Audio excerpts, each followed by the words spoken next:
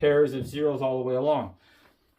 And some other patterns show up. So this third number on the first, you remember the first column, the 12th number looked like 100, or 1 grow.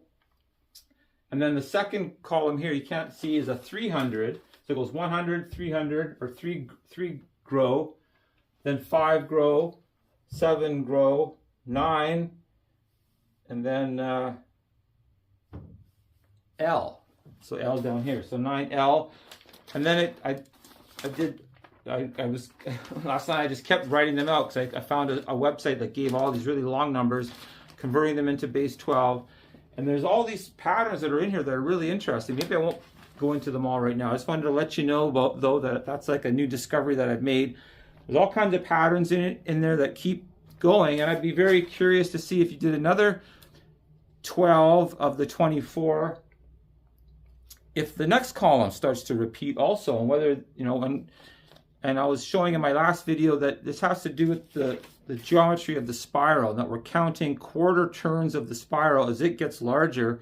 That's what these numbers are. These are the radiuses of the growing pattern of spirals. You draw a quarter circle, you increase the radius, draw another quarter circle, increase the radius, and you're increasing it in this pattern of adding the previous number for the next number, the previous radius for the next radius. So I'll show that in my next video perhaps.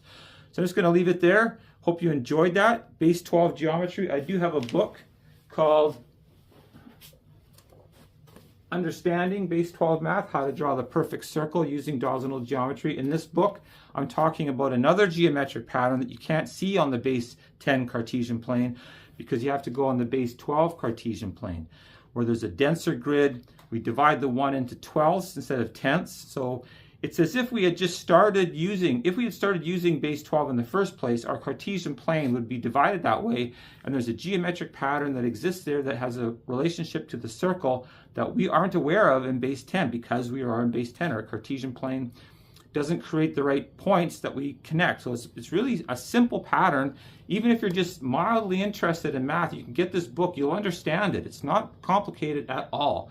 The only challenge is that it is in base 12 math, so you have to, maybe if you want to engage with the math, you have to download a base 12 calculator or something like that.